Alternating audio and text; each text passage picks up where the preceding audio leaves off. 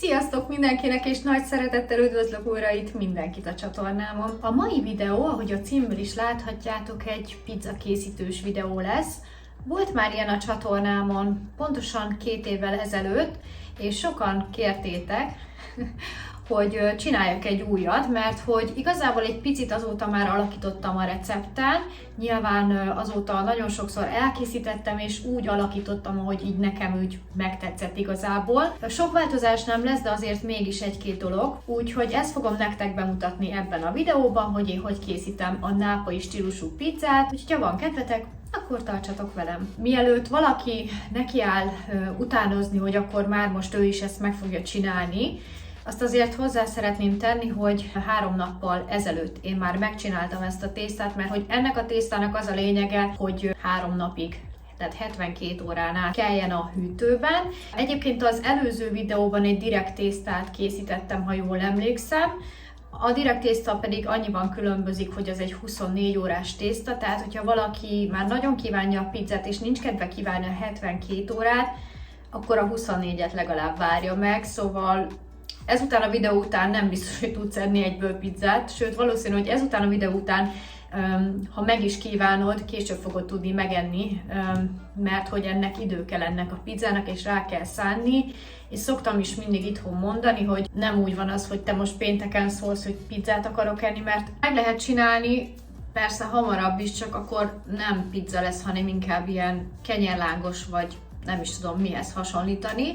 Úgyhogy ebben a videóban ezt fogom nektek megmutatni, hogy én hogyan készítem, és akkor mielőtt belecsapunk a készítésbe, nézzük meg, hogy hogyan készült a tészta egészen pontosan 72 órával ezelőtt. Hát akkor állítsuk is össze először is a tésztát. Amit itt láttok, ennyi lesz az összes hozzávaló, kell hozzá liszt, só, élesztő és víz. Legelső lépésben annyi különbözet van az előző recepthez, hogy kevesebb lisztet használok, és így a víz és liszt aránya miatt hidratáltabb lesz a tésztánk.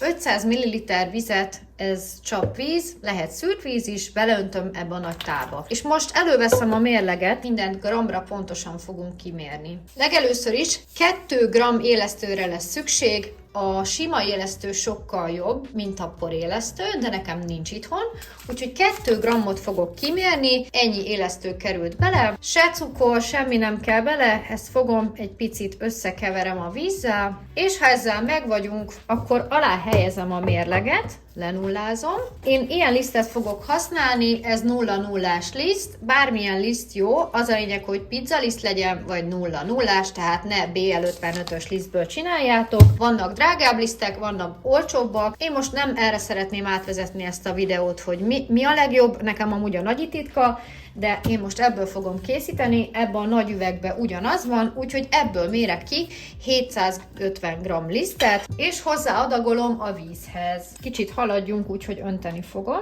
de közben figyelem a mérleg nyelvét, nehogy túlhaladjuk. Most benne van 300, azaz még 450 g kell, de én most ezt leveszem, megjegyzem ezt a számot, és mielőtt belekerül az összes liszt, elkezdem összedolgozni, úgyhogy még 450 g liszt fog belemenni. És rakom vissza alá a mérleget, lenullázom, és 450 g-ot még rakok hozzá. Meg is van a 450 g.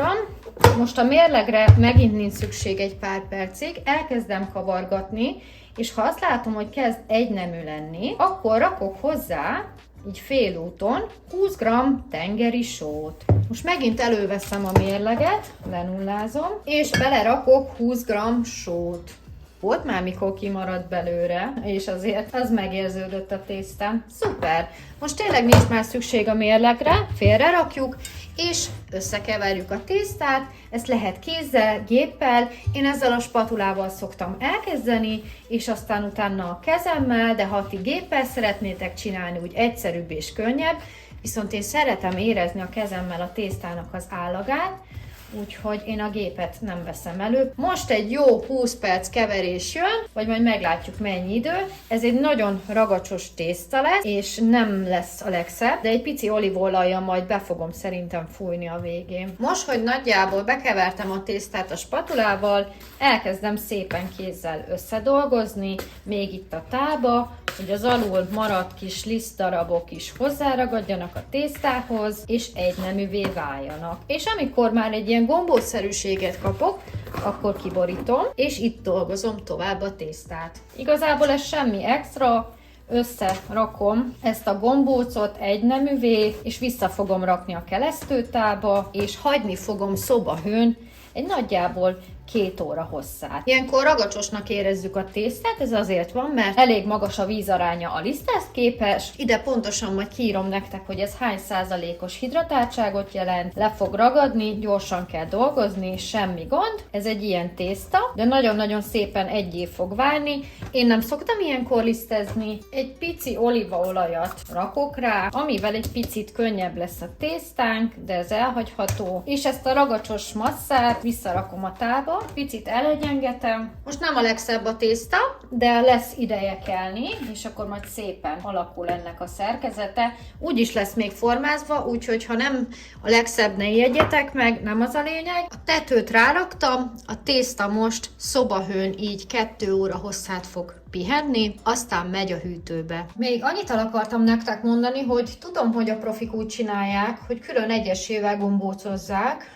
de nekem nincs helyem a hűtőben erre, és én mindig helytakarékosság miatt egy edényben készítem el, és sütés előtt szoktam gombócozni, de majd úgy is mutatom. 2 óra telt el, a tészta itt volt a pulton, most pedig be fogom rakni a hűtőbe, és majd pénteken, azaz 72 óra múlva találkozok vele ismét.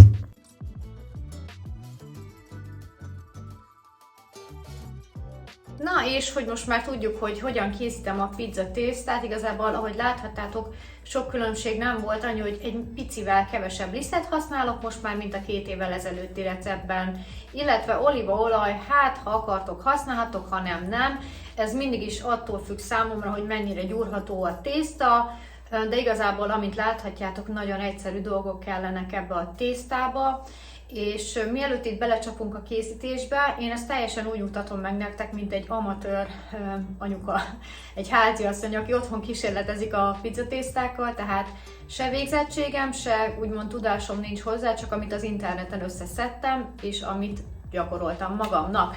Na de, sok volt a duma, nézzük meg, hogy hogyan néz ki a 72 órás tészta.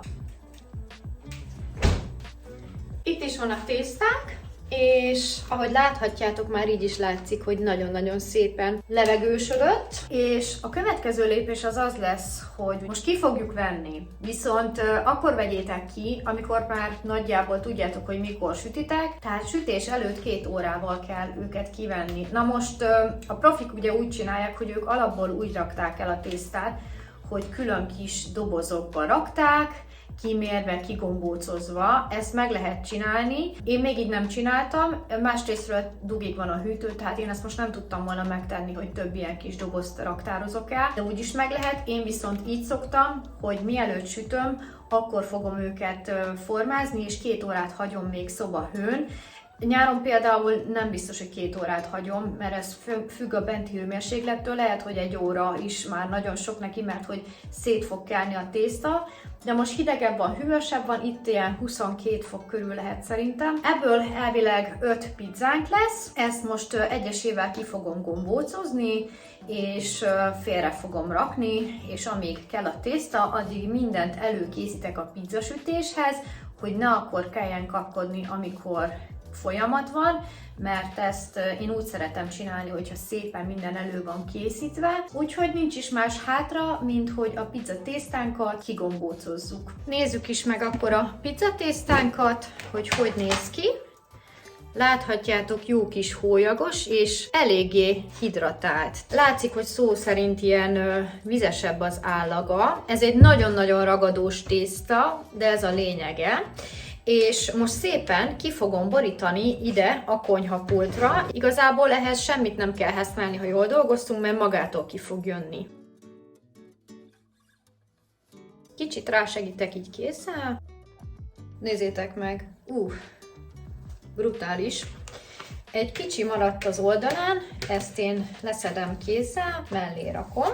Ezt félre rakjuk, és amit én szoktam csinálni, az ez, hogy egy picit összébb hajtom.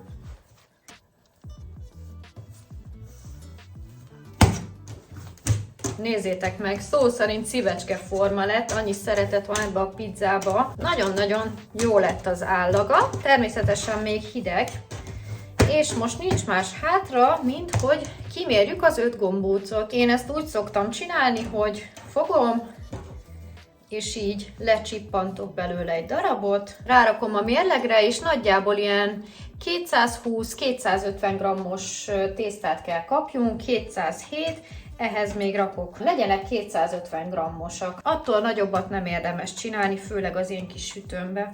253, szépen kimérem egyesével a gombócokat, és utána mutatom nektek, hogy hogyan gombócozom. Itt vannak a tészták, ki vannak mérve, 5 gombóc lett, viszont a legutolsó csak 200 g-os, ez egy ilyen kisebb fajta, úgyhogy mutatom, hogy hogyan készítem el őket. Egy kis lisztet fogok használni, hogy semmiképpen ne ragadjon le a tészta. Legelőször is a kezemben fogok egy gombócot formálni, aláhajtogatom az alját, és akkor, hogy ilyen egynemű legyen, így becsípkedem, nem tudom, hogy látjátok-e, és amikor így nagyjából becsípkedtem, ugye elzárom az alját, akkor lerakom, és picit így megpróbálom még feszesíteni a gombócot. Egyébként ehhez, ha ügyesek vagytok, nem is muszáj aláliszt, ahogy látjátok. Az a lényeg, hogy ilyen kis aranyos darabokat kell kapni, és jó kis feszes gombócokat.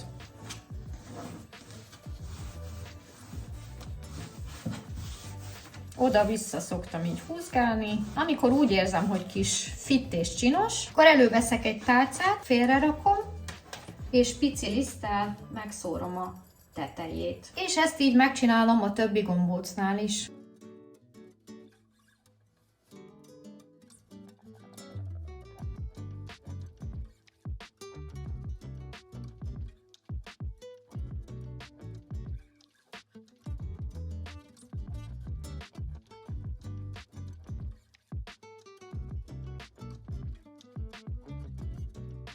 A tésztákat kigombócoztam, félreraktam őket, én sima liszttel szórtam be, de egyébként van erre külön olyan liszt, amit a pizzaszakácsok használnak, és vettem már. Ezt úgy hívják, hogy zemóla, ez egy ilyen darabosabb liszt, vagy pedig még szoktak használni esetleg. Félrerakom, és nincs más dolgom addig, mint hogy előkészüljek a sütésre, a sütőt elővegyem, a feltéteket kirakjam. A paradicsom szósszal fogok kezdeni, hogy átjárja a bazsalikom a paradicsom szósznak az ízét. Mutatok nektek egy márkát, ami a Mutti paradicsom szósz. Én mindig ezeket használom, ebből többféle alternatíva is van. Van ez az egész paradicsom, illetve van ez, ami már így le van pépesítve, és én ezt tudom nektek ajánlani, mert isteni finom lesz, és nagyon-nagyon édes koktélparadicsom. Ezt ugye Olaszországban készítik, és ők is ezt használják a leggyakrabban. Mutatom is, hogy hogy készítem. Nagyon egyszerű lesz. Nézzétek meg, milyen gyönyörű ez a szósz. Beleöntöm egy üvegtálba, rakok bele egy kis tengeri sót, de sima só is jó, hogyha nincs otthon. Én már csak így mércére szoktam rakni. Picit összekeverem, és mehet bele bazsalikom. Ha nincs friss bazsalikom, jól szárított is, én most kifejezetten vettem egy friss bazsalikomot. Én azért szoktam kézzel tépkedni, és nem hollóval vágni vagy késsel, mert így benne marad az íze. Meg lehet kóstolni, hogy milyen. Tökéletes, ebbe semmi más nem kell, már csak egy levél kell. Aki akar, ebbe is rakhat olívaolajat, én ebbe külön nem szoktam, mert én a pizzákra szoktam sütés után, de majd ezt mutatom úgy is. Ennyi a szósz, se cukor, semmi nem kell bele, ez így, ahogy van, tökéletes, félre rakom ezt is. Ez a sajt a fagyasztóban volt, mert én többet szoktam egyszerre venni, ez egyébként Romániában van, de hogy láttam, most már itt az itteni Lidlben is árulják, sima mozzarella sajt, ez így rútban van, de van olyan, ami golyóban van, azt is nagyon-nagyon szeretjük, úgyhogy ezt az egész 400 g-os sajtot rá fogom rakni majd az 5 pizzára, úgyhogy jó sajtos lesz. Ez annyi készületet igényel, hogy le kell róla csepegtetni a vizet sütés előtt, hogy nehogy átázzon a pizzatészta. Én ezt úgy szoktam csinálni, hogy fogok egy szűrőt, ide belehelyezem, és én feltépkedem így a mozzarellát, és rárakom. És a felesleges víz le fog csepegni róla, és hagyom itt addig, így, és félre rakom. És ilyenkor szoktam még a felvágottak előtt előkészíteni minden mást, ami szükséges a sütéshez. Szoktam ilyen falapátot előkészíteni, az olívaolajat, egy ilyen csúnyább kesztyűt, amit nem sajnálok arra, hogyha koszos lesz, és a pizzasütőt. Én a pizzasütő alá mindig rakok egy ilyen vágódeszkát, azért, hogy amikor majd bekapcsolom a sütőt, még véletlen se égesse meg a konyhapultot, de még arra várunk. Annak idején ehhez a pizzasütőhöz járt egy ilyen lapát, ami automatikusan benne volt ugye a pizzasütővel együtt, és ha észreveszitek, ez egy felezett lapát, amivel nagyon nehéz belecsempészni a pizzát a sütőbe, és nagyon-nagyon régóta kínlódok vele, és hát nagyon-nagyon örültem annak a megkeresésnek, amit a Kütyű-bazár küldött nekem. Innen is köszönöm szépen, ugyanis képzeljétek el, a Kütyű-bazár megkeresett, mert imádják a főzős videókat, és látták a pizzás videóban, hogy hát nem éppen a legjobb ez a pizza lapát, úgyhogy küldtek nekem egy lapátot, és egy hete itt van már a lapát, én még ki sem bontottam, mert hogy erre a videóra tartogattam, és nem csak rám gondolt egyébként a Kütyű-bazár, hanem rátok is. Ugyanis ez egy olyan együttműködés, ahol én is jól járok, meg ti is, mert én kaptam egy tök jó lapátot, mindjárt kibontjuk. Ti pedig kaptatok egy kuponkódot, ami örök érvényű, és bármire felhasználhatjátok a weboldalukon. Ha 5000 forint fölött vásároltok, 10%-ot levon a cég a Szilu10 kuponkóddal, úgyhogy használjátok bátran a kuponkódomat, nem csak konyhai cuccokat, hanem rengeteg mindent megtaláltuk az oldalukon, és most, hogy jön a karácsony, meg az ünnepek, szerintem biztos lesz olyan, amit szívesen megvennétek rokonoknak, családnak, barátoknak, vagy akár ezt a pizza lapátot, úgyhogy nézzük is meg, mert már nagyon izgatott vagyok. Úgyhogy egy kis unboxing mielőtt belecsapunk a pizza készítésbe. Nagyon-nagyon kíváncsi vagyok, ha ki tudom nyitni még ma. Ja, és egyébként mindent megtaláltok az infoboxban. A Kütyű-bazárnak az elérhetőségét, meg a kuponkódot is. Adtam még egy csomó minden extrát. Tesco kupont, Philips háztartási gépre, Ceve kupon, negyedik kuponokat. És igen, és ezt tudtam, hogy ajándékba küldtek még egy cicás teafiltertartót. Hát ez fantasztikus! Látszik, hogy nézik a videókat. Pizza és macska. Ó, de cuki! Rá kell aggatni nyilván a csészére. Aha, hát ez nagyon-nagyon szuper. Nagyon-nagyon tetszik, úgyhogy már nagyon-nagyon szépen köszönöm itt az elején. És akkor nézzük meg a lapátot. De jól néz ki! Ez a csúsztatós módszeres. Aha, ez egy ilyen falapát, és ezt majd úgy fogom csinálni, hogy ezen fogom megcsinálni a pizzatészta nyújtását és a feltétezést, és úgy rakom majd be a sütőbe. Mert ugye az előzőnél az volt a gond, hogy a pulton megcsináltam mindig a pizzatésztát, és alá kellett nyúlni mind a két oldalról, és közben valahogy berakni a sütőbe, úgyhogy ne nyúljon szét a tészta, még ne ragadjon le. Viszont itt nagyon meg lesz könnyítve a dolgom, mert elvileg erre rápakolom az egész cuccot, és egy ilyen mozdulattal fogom bevinni. Egy picit hangos még most, be kell járatni, de jó lesz szerintem. Na igen, mondom, megnézem már, hogy mit is ír pontosan a honlapjuk, és ugyanaz, amit elmondtam, annyi különbséggel, hogy itt az illusztráció alapján előbb megcsinálja a pizzatésztát, és utána rakja rá. Úgyhogy meg fogjuk próbálni, és utána rakja be sütésre, és azt írja, hogy nagyon nagy kényelmes kezdőknek és mindenkinek, aki fél attól, hogy szétszakad a pizzatészta, mert előfordult már egy párszor.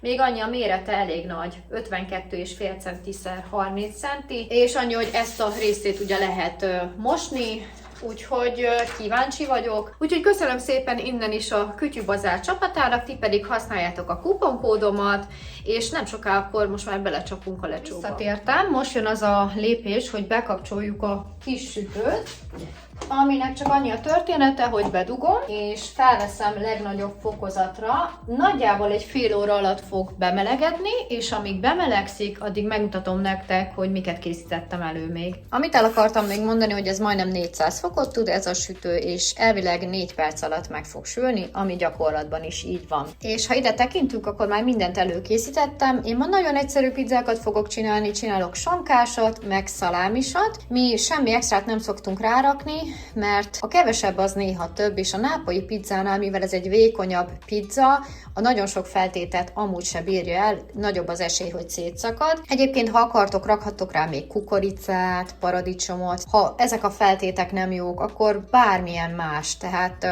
ez igazából már csak a fantázia képzelet szab határt ennek. Amivel még dolgunk van, az a mozzarella, ahogy láthatjátok, lecsepegett a felesleg, és akkor ezt most fogom egy tányérra, átrakom, és szépen széttépkedem. És ennyit szoktam csak csinálni, hogy így a kezemmel széttépkedem. Lehet nagyobb darabokra is hagyni, kisebbekre is. Nagyon-nagyon szeretjük. Tényleg erre a stílusú pizzára érdemes a trapistát hanyagolni, mert higgyétek el, hogy ennek sokkal jobb íze van, és jobban megy hozzá. És azért a kezemmel szoktam tépkedni, és nem késsel vágni, nekem így bejött. El is készült a mozzarella. A sütőnknek már nem világít a piros ledje, ami azt jelenti, hogy elért azt a hőfokot, amikor már bele lehet rakni egy pizzát. Ilyenkor szoktam elkezdeni, mert volt már olyan, hogy hamarabb elkezdtem, és mire oda jutottam, a pizza meg plöty.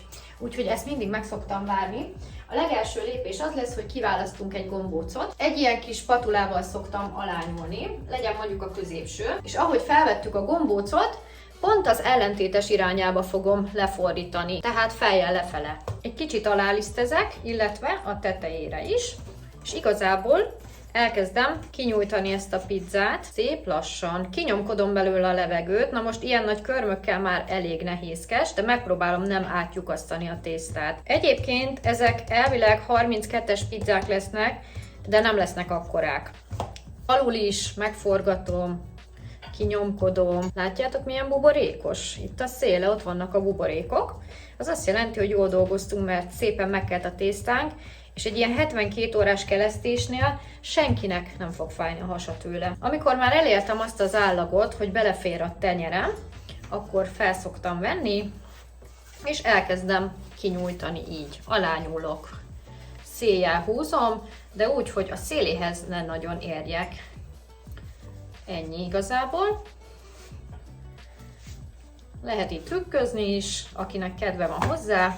Megnézem, még egy picit úgy látom, hogy még nyúlhat, de nagyon vigyázni kell, ne legyen a közepe vékony, mert akkor hamar átszakadhat a tészta. És jöhet a feltétezés. Természetesen a szósszal kezdünk, amit középre rakok, nem kell túl sokat rakni, és körkörös mozdulattal belülről kifele haladva rá fogok kenni. Így nagyjából.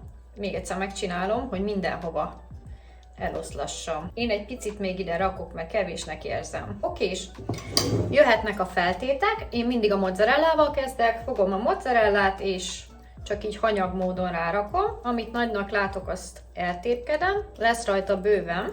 Már önmagában így elég súlyos. És mondjuk akkor kezdjük egy szalámissal. A szalámikat pedig rárakom. Na, még rakjunk középre 2, nyilván rakhatok ettől többet is, kevesebbet is. És én ilyenkor még azt szoktam csinálni, hogy én még húzok egyet rajta, mert még a tészta ilyenkor egy kicsit tovább kell. Na, és akkor felhelyezzük a lapátra. Egy pici lisztet fogok ide szórni, hogy ne ragadjon majd le.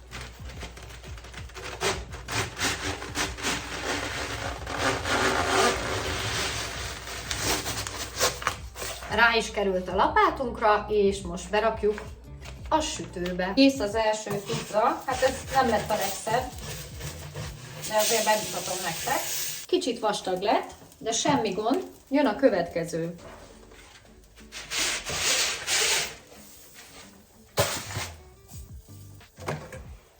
És ilyenkor beszoktam állítani egy időzítőt, mert ezen is van, de azt nem használom, 3 perc, és utána még rárakok 1 percet, nem nyitogatom, úgy hagyom. Elkészült az első, és itt az volt a gond, hogy amikor ráraktam a lapátra, tök jó felvette a lapát, csak nagyon bénán raktam be a sütőbe, úgyhogy elsőre nem sikerült teljesen úgy, ahogy gondoltam, viszont hallod? Na, ez az a hang, amit keresünk. Most, hogy megsült frissen, szoktam rá egy kis olívaolajat spiccolni, és megy rá a bazsalikom. És akkor nézzük meg ezt a kis csúnya pizzát, hogy milyen lett a széle.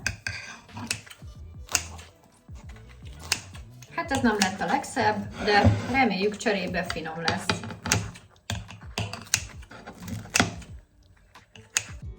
Lejárt a 3 perc, úgyhogy rakok még rá 1 percet. Kivenni a kis falapátommal veszem ki, nagyon-nagyon szépen megsült, alányúlom, és egy gyors mozdulattal kiveszem.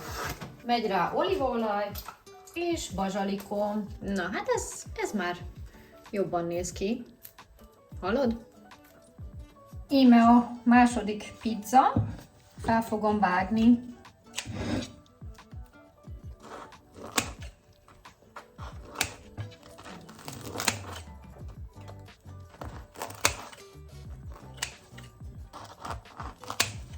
Ilyen. És most akkor megsütöm még a maradék 3 tésztát.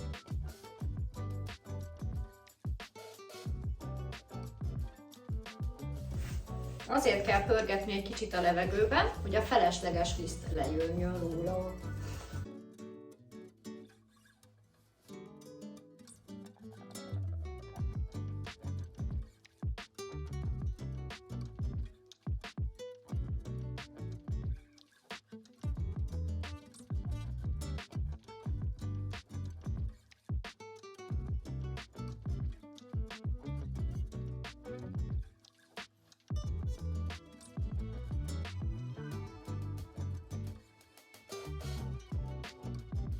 És itt az utolsó.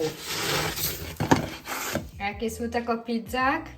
Hát döntsétek el, hogy ti megkóstolnátok-e őket. Valamelyik nagyobb lett, valamelyik kisebb lett, de elkészültek, és egyik sem ragadt le, úgyhogy ez egy nagyon-nagyon jó jel. Az elsőben voltak kis problémák, mindegy, el lesz fogyasztva. Mindegyik kapott egy kis bazsalikom díszítést, és nagyjából az egész, hát a 72 órát leszámítva, még egy plusz videózással, mindennel összevetve egy 4 óra hossza volt így nekem, de egyébként, ha nem videóznék, akkor hát nagyjából egy óra alatt ezeket ki szoktam sütni. Jó kis roppanós a széle. Halljátok? A lapát az teljesen jól működött, bár mondom, az első felrakásnál rendben voltam, a letolásnál az ennek az eredménye, de a többinél mindegyiknél hibátlan volt. Persze, hát ezt is gyakorolni kell, mint minden más. A sütés már a véget ért, és a videó is. Remélem tetszett nektek. Ez például a legnagyobb, egy szalámis, és nagyon-nagyon szép lett a széle is. Kis roppanós a hangja. Na, ezt nagyon-nagyon szeretem. Mindig egy sikerélmény, mikor jó pizzát csinálsz. Arról nem beszélve, hogy rengeteg időt, energiát és pénzt spórolunk meg ezzel. Nagyon örülök, hogy elkészítettem újra ezt a videót nektek, mert nekem ez a pizza készítés már olyan, mint másnak mondjuk egy torta készítés, vagy mondjuk egy főzés. Én itt érzem azt, hogy teljesen kikapcsolok. Fel is vágunk akkor ebből egy szeletet, megkóstoljuk. Egy nagyon kicsit. Ez tényleg nagyon mini lett.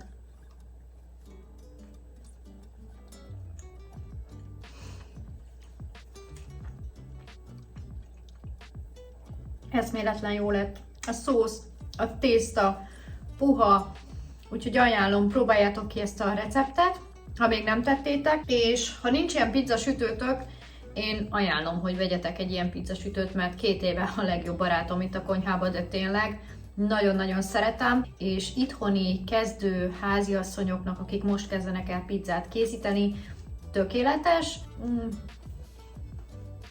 Nem bírok leállni vele, de muszáj lesz. Hát ennyi lett volna már ez a videó, remélem tetszett nektek. Ha igen, dobjatok egy lájkot, és ha nem tettétek, még iratkozzatok fel a csatornámra. Találkozunk egy következő videóban. Jó pizzasütést kívánok mindenkinek, sziasztok!